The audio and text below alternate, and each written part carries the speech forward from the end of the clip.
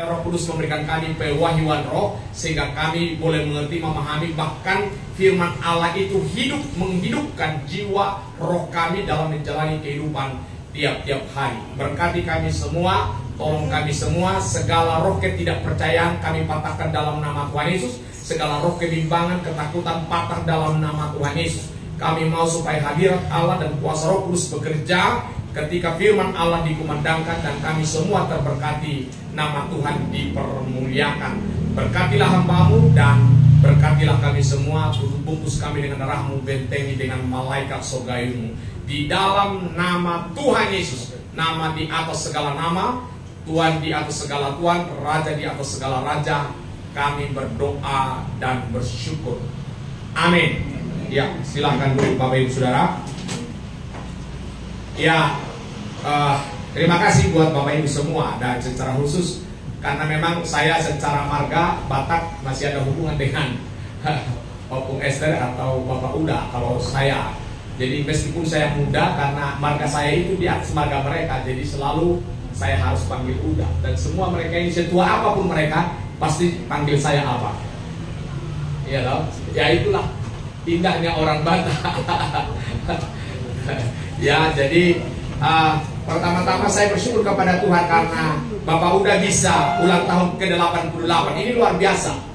Saya ingat kemarin Pak Abdi itu umur ulang tahun ke-80. Itu persis sama. Bulan yang lalu tanggal 15 September Oktober kalau tidak salah. Persis hari ulang tahunnya Pak Bimo. Ini Jemaat Immanuel harus ingat. Betul ya? Tanggal 15 Oktober ya. Dan ini pun 15 November ya. Ini 88 tahun. Dan saya pikir umur 80 tahun itu sudah luar biasa menurut saya. Sungguh luar biasa. Untuk Indonesia ya. Memang untuk Korea itu rata-rata 90 ke atas. Itu yang mereka rindukan. Dan Jepang juga karena taraf hidup yang semakin baik. Tapi untuk Indonesia 88 tahun itu sudah luar biasa. Bahkan 80 pun sudah hebat dan dahsyat.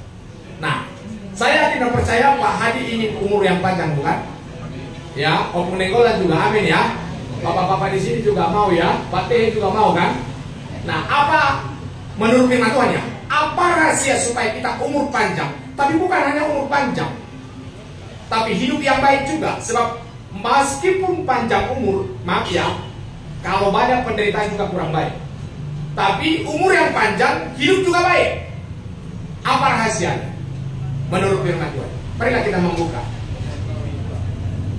Mari kita membuka Mazmur 34.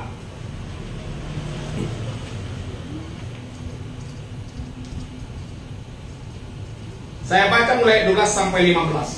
Mazmur 34 ayat yang ke-12 sampai 15. Marilah anak-anak, dengarkanlah aku, takut akan Tuhan akan kuajarkan kepadamu. Nah, ini pemazmur seperti seorang papa mengajari generasi berikutnya supaya mereka takut akan Tuhan. Nah, dia katakan ayat 13. Siapakah orang yang menyukai hidup, yang mengingini umur panjang untuk menikmati yang baik. Nah, jadi perhatikan baik-baik. Siapa yang ingin hidup panjang, tapi juga bukan hanya hidup panjang atau umur panjang dikatakan, tapi juga menikmati segala yang baik. Ya, jadi tidak hanya sekedar hidup. Ya, kalau hanya umur panjang, tapi belum dengan penderitaan juga kurang enak, betul? Tapi sudah umur panjang, tapi juga menikmati segala kebaikan dalam umur yang panjang itu. Nah, Tuhan katakan siapa yang mau ingin seperti itu. Dari firman Tuhan ini saya menemukan minimal 4 hal yang perlu dilakukan. Pertama ya, jaga mulut, jaga tanganmu, dan jaga hatimu. Dari mana kita tahu? Mari kita membaca ayat yang berikutnya. Saya ulang ya. Siapa orang yang menyukai hidup, yang mengingini umur panjang untuk menikmati yang baik? Ayat 14. Jagalah lidahmu terhadap yang jahat dan bibirmu terhadap ucapan-ucapan apa? Yang menipu. Yang kedua, jauhilah yang jahat dan lakukanlah. Yang ketiga, carilah perdamaian dan apa? Berusahalah mendapatkan. Nah, ini luar biasa ya. Jadi ternyata rahasia yang pertama ialah kalau kita ingin umur panjang dan hidup kita juga menikmati yang baik, menikmati segala berkat Tuhan, ya, yang pertama, jaga mulut. Orang cerewet itu cepat mati. Orang pemarah itu betul. Orang pemarah itu cepat mati. Nanti saya akan bukakan firman Tuhan kepada kita. Jadi mulai hari ini ibu-ibu kalau ingin sehat, tidak kanker payudara, tidak kanker rahim, tidak serviks, betul. Yang pertama, jaga mulut. Ya, bukan hanya makanan, jaga mulut ya. Tapi sebenarnya yang paling sakit ialah mulut kita ini. Ya. Karena itu saya rindu supaya kita boleh menjaga mulut kita dengan baik. Ya. Kalau di dalam coba Pak siapa namanya? Pak Adi membaca Kolose pasal 3 ayat yang ke 8, 9 langsung ayat yang ke 16.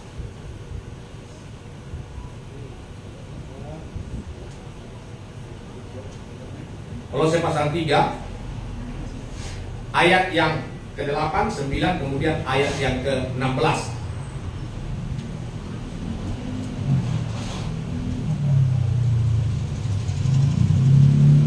Bisa Pak? Atau harus baterainya? Enggak. Kolose pasal 3 ayat 8 dan 9, kemudian ayat 16 sampai 17.